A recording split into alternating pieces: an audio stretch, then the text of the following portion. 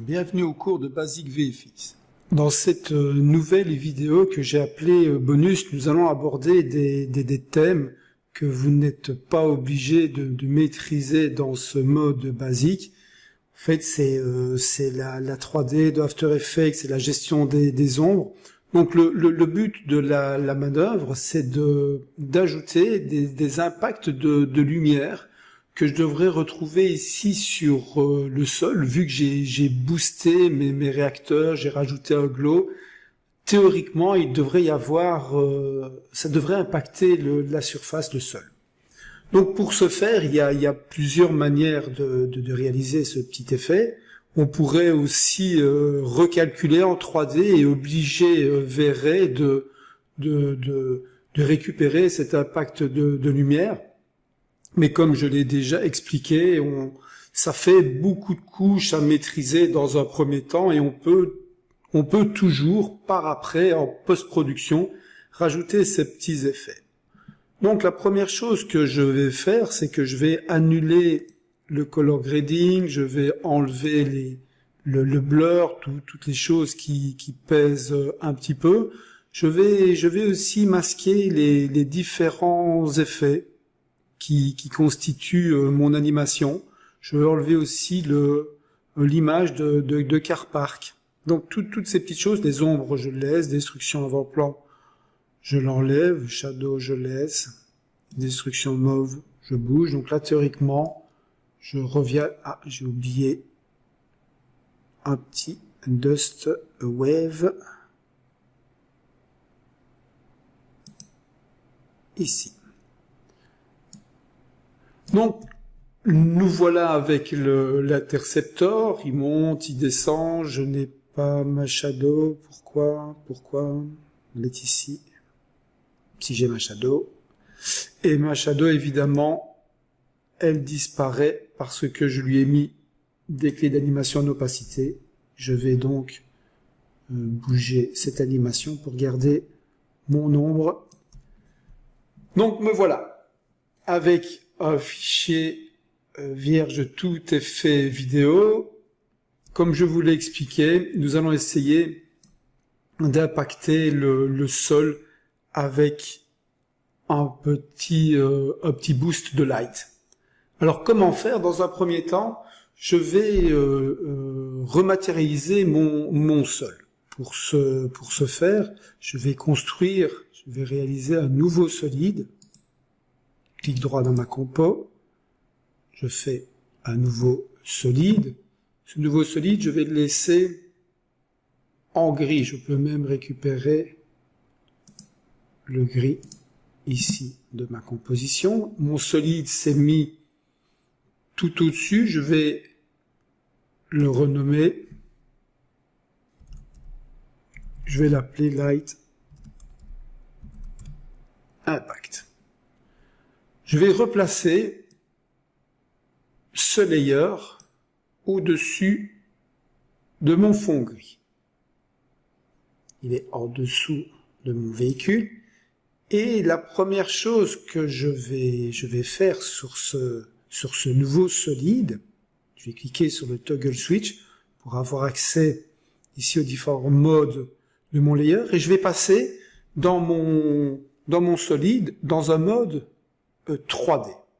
Alors la 3D, elle va me permettre quoi? Elle va me permettre, quand je vais ouvrir ici mes transformations, je vais avoir accès aux rotations de base en XY,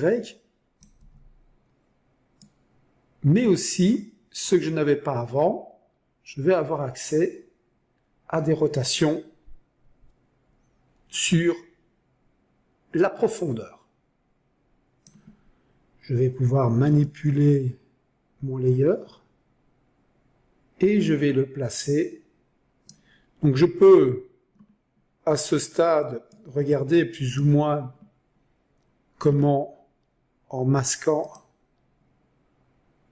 ici, en affichant mon car park et en mettant le light impact devant mon image car park, je peux regarder et le positionner pour qu'il se mappe plus ou moins bien par rapport à la perspective de mon image. Donc je vois que je peux encore faire une rotation sur celui-ci. Voilà. Et je vais aussi agrandir ma passe et la déplacer en Y.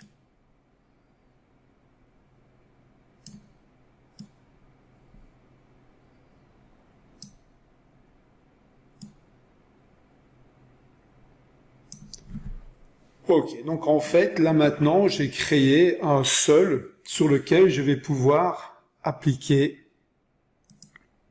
un impact de lumière. Alors cet impact de lumière, je peux le générer ou avec des formes, ou je peux aussi le générer directement avec une lampe. Comment créer une lampe dans After Effects? Toujours le même principe. Je suis dans ma composition New Light. Je vais rester avec un mode point. Je vais lui demander un fall off en smooth, ça veut dire une dispersion de la lumière et que l'impact ne se propage pas sur toute la scène, mais uniquement de manière ciblée. Je fais OK. Et ben voilà, avec une lampe que je vais approcher de mon sol.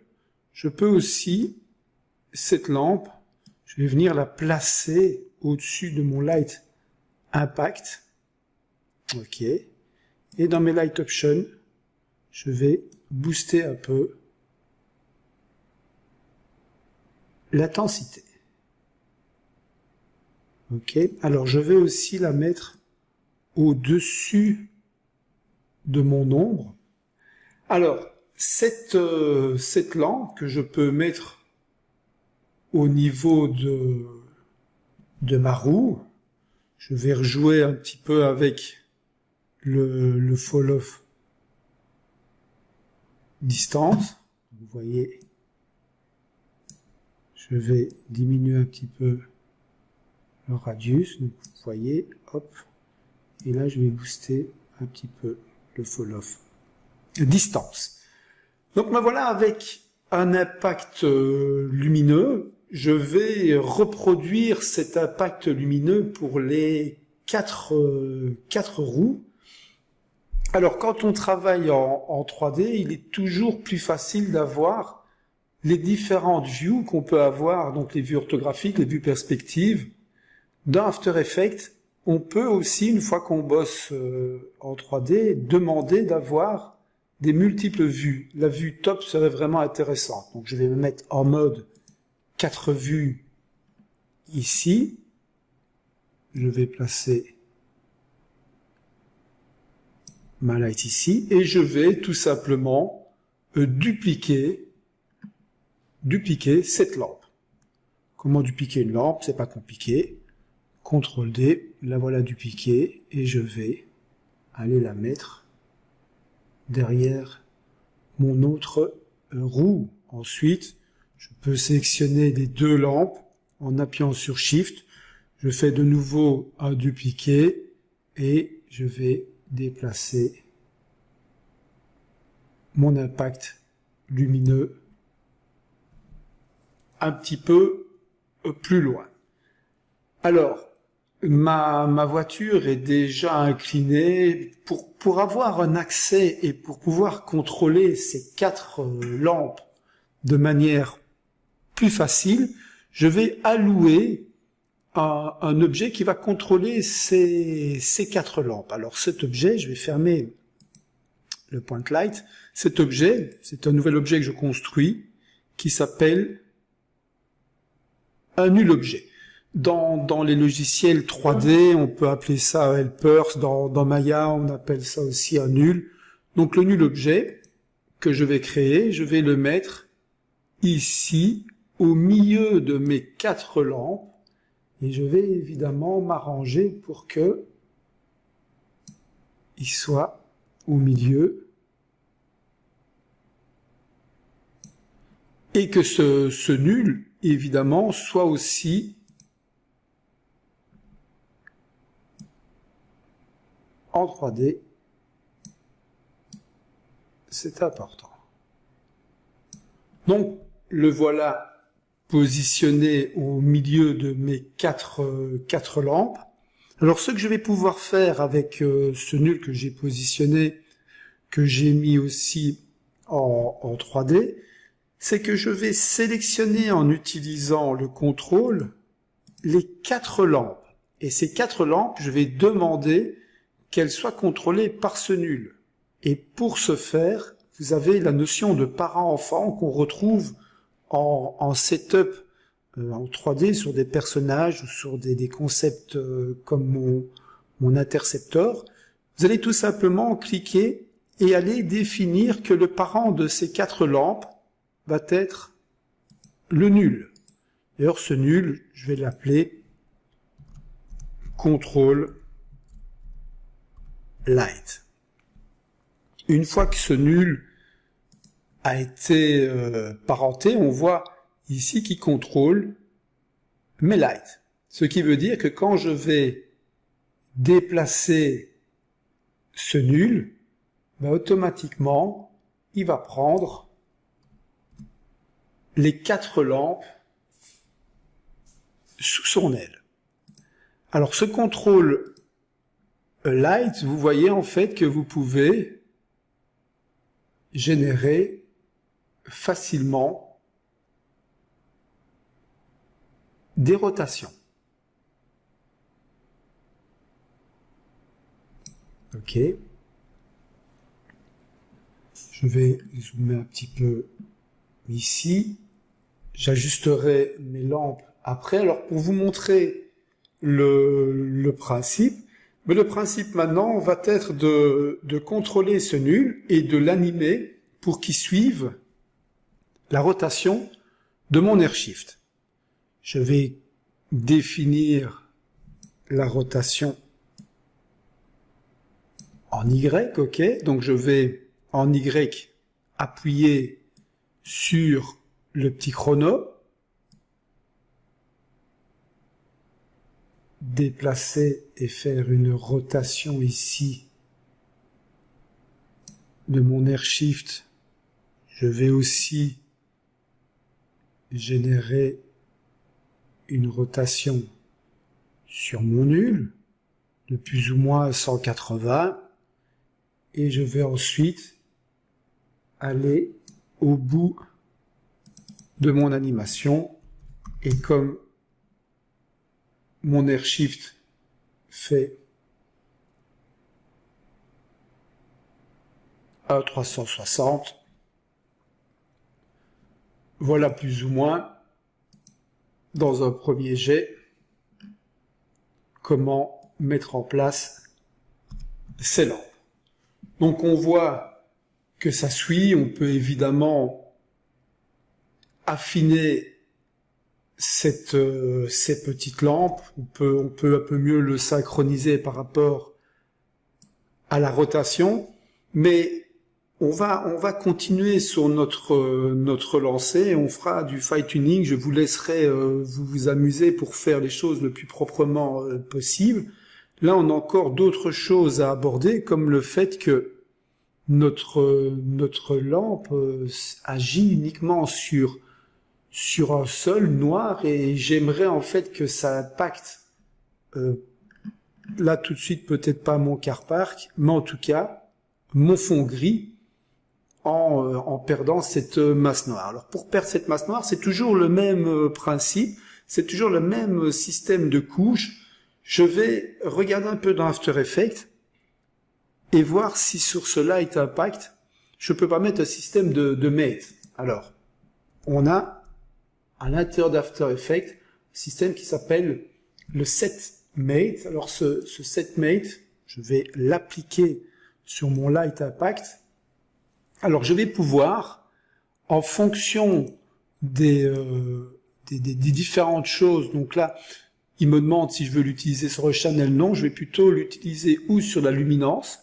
Donc vous voyez ici, quand j'utilise la luminance, j'ai une sorte de dégradé qui se met en place, qui est déjà pas mal. Alors, sur ma luminance, j'ai perdu, je vais sur mon light impact. Sur ma luminance, je regarde un petit peu lightness, plus ou moins sur le même schéma. Pour que ceci disparaisse complètement, je vais aussi, sur le light impact, je vais travailler, je reviens dans mon toggle switch,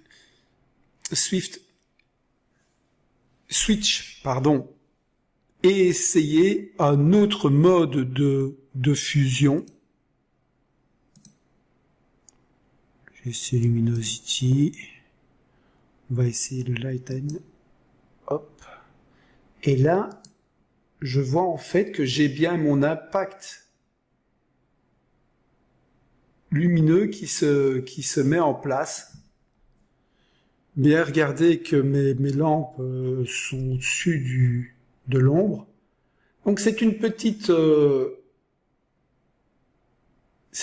intervention que je pourrais encore affiner, puisque mes lampes, au fur et à mesure que mon intercepteur monte,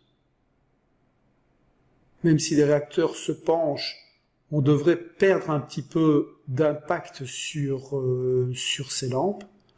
Rien ne m'empêche, à l'intérieur de mes point light, je les sélectionne toutes les quatre, comme ça quand je vais les ouvrir et que je vais aller chercher le light option, quand je vais travailler sur l'intensité, donc le but de la manœuvre ici, c'est de mettre une clé sur l'intensité. Ok, on voit que il va mettre, je l'espère, une clé sur tous mes objets qui ont été sélectionnés, même s'il ne me les montre pas. Ok, il met bien une clé. Je remonte, je vais ici à 2 secondes. Au niveau de l'intensité, je vais diminuer l'intensité des lampes pour de nouveau la réaugmenter.